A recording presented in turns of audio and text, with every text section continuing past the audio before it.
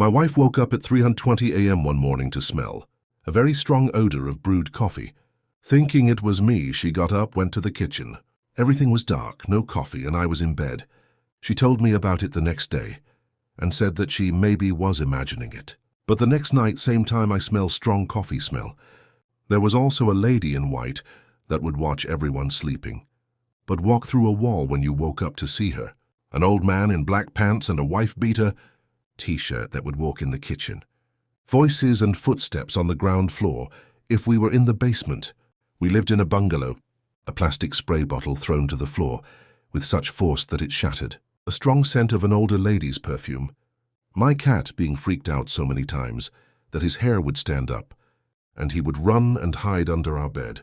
I did go to the city archives to research my house as it was 70 years old. My ghosts were the original owners, we were the third owners.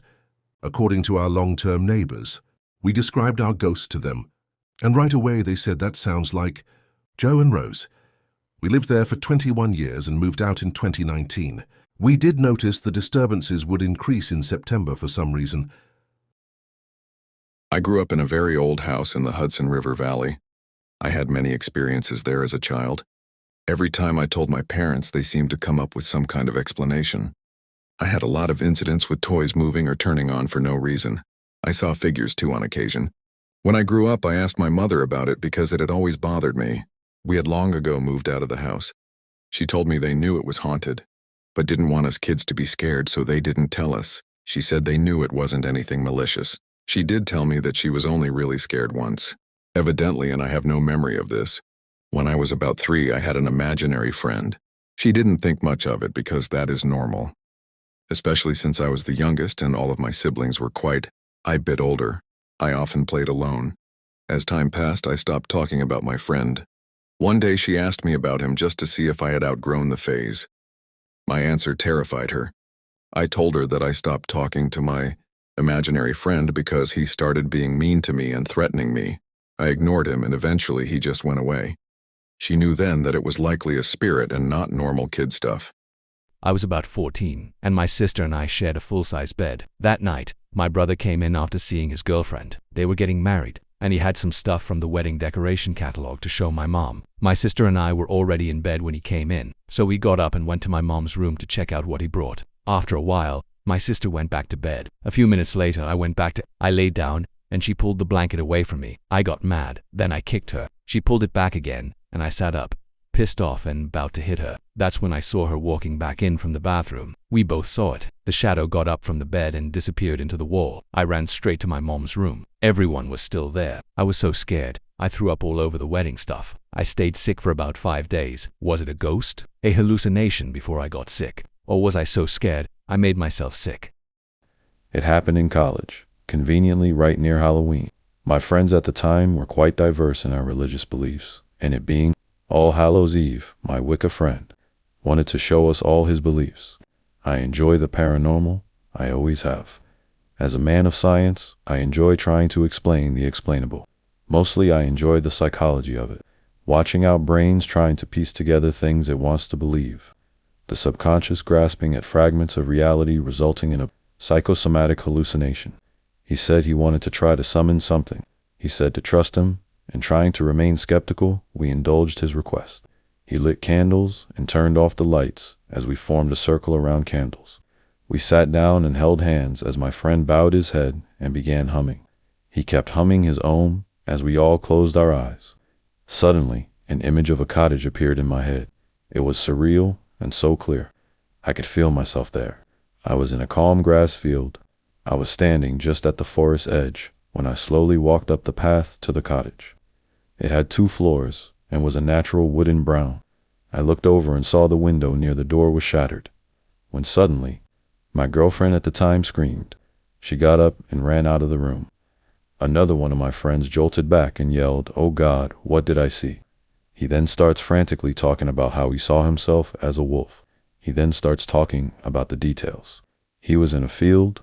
He ran towards a house. It was what I saw, everything. It wasn't just some vague details, but everything, from the field to the colors, everything. I asked about the windows, because I remember one was broken. He said he saw himself jumping through it. We stared at each other and knew. We saw the same thing. We heard my girlfriend scream again, and we run out of the room to check on her. She is cowering in a corner, crying. She is hysterical and won't stop crying about her children. She doesn't have any children. She is in tears crying out for them, crying out for children she doesn't have. We try to calm her down, but we can't. We ask Key what happened. When she says the dogs got them, they attacked them. Oh God, the blood. We tried to calm her down, but she kept crying until slowly we all became very silent.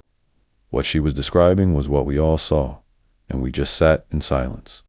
In the 90s, I moved into a place with my boyfriend. His aunt was living there, but she was moving to Texas to be with her daughters after her husband died there.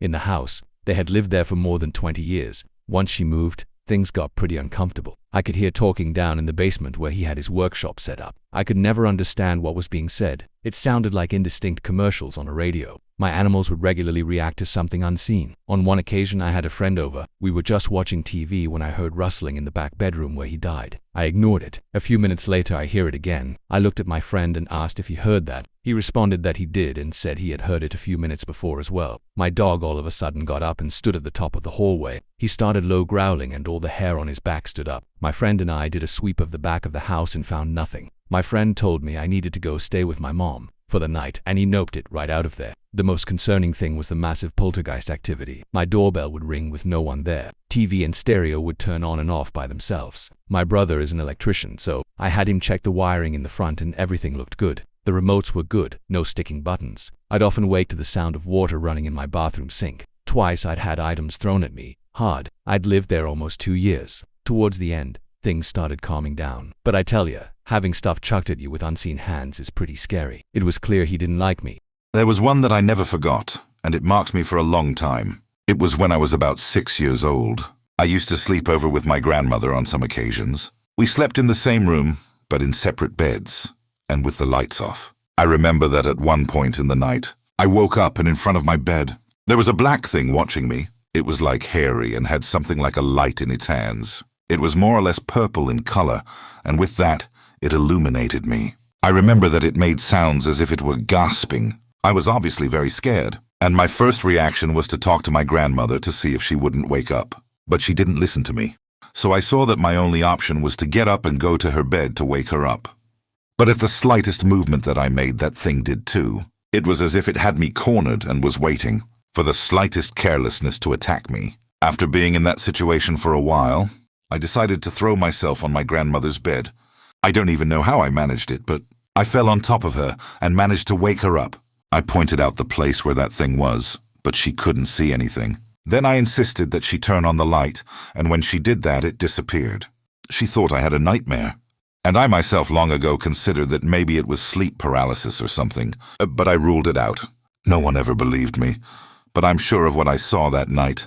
And I know it wasn't part of my imagination or a nightmare.